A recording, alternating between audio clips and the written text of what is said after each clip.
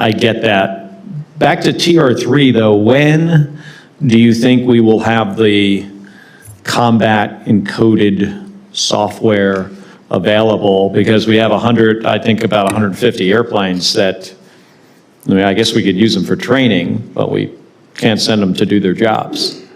Billions spent. Delays piling up. And now lawmakers are demanding answers. Senator Kelly grills Air Force leaders over whether the F-35 fleet is truly battle-ready. Thank you, Mr. Chairman. I think with Midnight Hammer and the operations in Iran, we've seen the capability of the F-35, ability to get over a target and get weapons on target. And about a couple of years ago, I flew an F-16 against an F-35, and once we hit the merge, wasn't that impressive. Before that, the thing was invisible. I mean, it was quite something to not see. And you see the value in having this platform. My understanding is TR3, there's over 100 airplanes that have Tech Refresh 3 in them, but the software is still, some of the software is delayed. Would you consider, I'm not sure even who the question should be directed to, would you consider those airplanes, you know, ready to fly, and have any of them seen combat, the ones that have Tech Refresh 3? So I've flown the F-35 with the TR3 software. It's, Senator, not currently combat coded because of the developmental issues that we're working through. So the aircraft that are currently deployed are not using that software. They're using an older software that is fully combat capable. I'm confident that we will get there on TR3. I have a long experience with the F-35 program, and I think I share some of the members' frustration.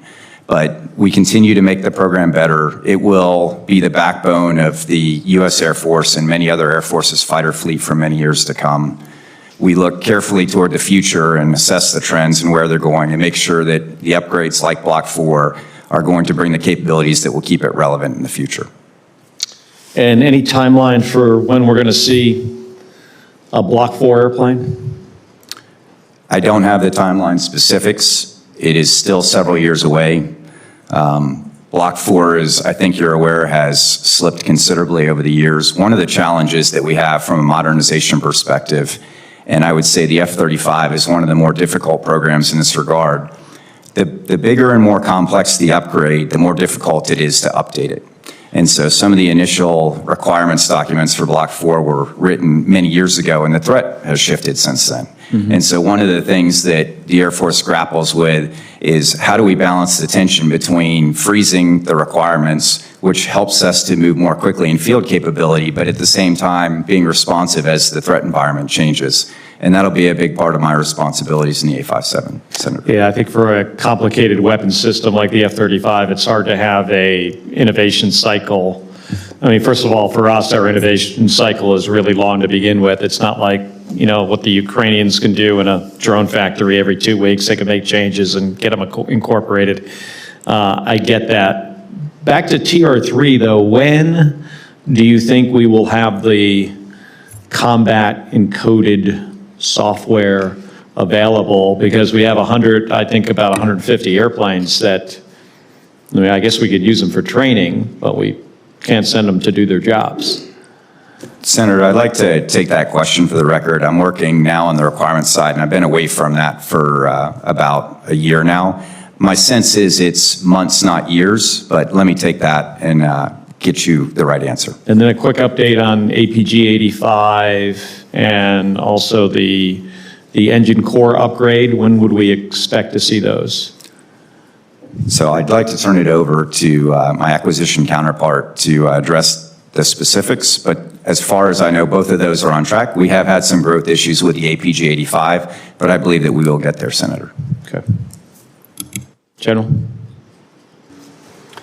Yes, sir. So I think all of those TR3 related capabilities that are needed to get to fully combat coded aircraft are actively being worked by the JPO and Lieutenant General Masiello.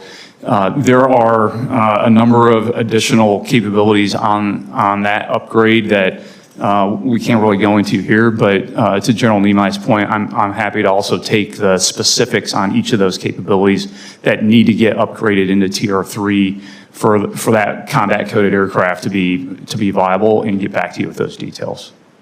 And then how about on the engine core upgrade? Yes, sir, same thing. I can take that as well and get you those details. Any concern of yours, unit cost? I mean, the unit cost on F-35 has come down significantly over the years, but that's, often largely because we've been selling them to a lot of our international partners. Have you had to make any calculations on unit cost for us now as we add planes to the fleet based on some of our allies starting to, seems to me they're going to possibly walk away from the program? Not entirely, but there's been some discussion about smaller buys by some of our allies. Is that going to have an effect on us? So that's something that we've kind of, as we go into each program cycle, developing 27, and as we're starting to develop 28, we work very closely with the JPO to kind of get a sense for where all of the procurements are, to that very reason, to understand kind of what the per unit price is going to be. We don't see a lot of variation right now in the FMS sales, so we're not anticipating wild swings. As you said, rightfully, the prices are coming down gradually, but it is something that we keep in the cross check as we look at the next year's programming. All right, thank you. The hearing took a sharp turn when Senator Mark Kelly questioned Air Force officials about the readiness of the F-35 program, specifically the delayed TR-3 software upgrade. Kelly, a former combat pilot and astronaut, made it clear he understands military aviation firsthand, even recalling a mock dogfight against an F-35 where the aircraft was invisible before visual contact. That moment immediately set the tone. This wasn't political theater. This was a serious discussion about whether America's top fighter jet is fully prepared for future conflict. The biggest revelation came when officials admitted that more than 100 F-35 aircraft equipped with Tech Refresh 3 are still not combat-coded because key software problems remain unresolved. That means the United States has dozens upon dozens of highly advanced jets that can train but cannot yet fully perform their intended combat mission. Kelly zeroed in on the issue, repeatedly asking whether these planes are truly ready to fly in operational scenarios. The exchange highlighted growing frustration over delays that have followed the F-35 program for years. Air Force leaders attempted to reassure lawmakers by emphasizing that older software versions currently deployed remain combat capable. Officials insisted the F-35 will continue serving as the backbone of American air power for decades. But even while defending the program, they acknowledged major concerns surrounding Block 4 modernization timelines, evolving threats, and the challenge of updating such a complicated weapons platform. One official admitted innovation cycles in military aviation are painfully slow compared to modern drone warfare evolving in places like Ukraine. Another major concern involved costs and international partnerships. Kelly questioned whether reduced purchases from allies could eventually raise the per-unit cost for the United States. Officials claimed there are no major concerns yet, but they admitted foreign military sales are critical to keeping prices stable. The discussion underscored how interconnected America's defense industry has become with global allies, and how shifts overseas could directly affect U.S. military spending at home. What made this hearing especially powerful was Kelly's persistence.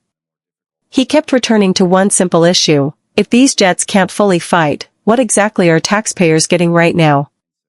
The hearing exposed a growing tension inside the Pentagon between maintaining America's technological edge and dealing with massive delays in software modernization.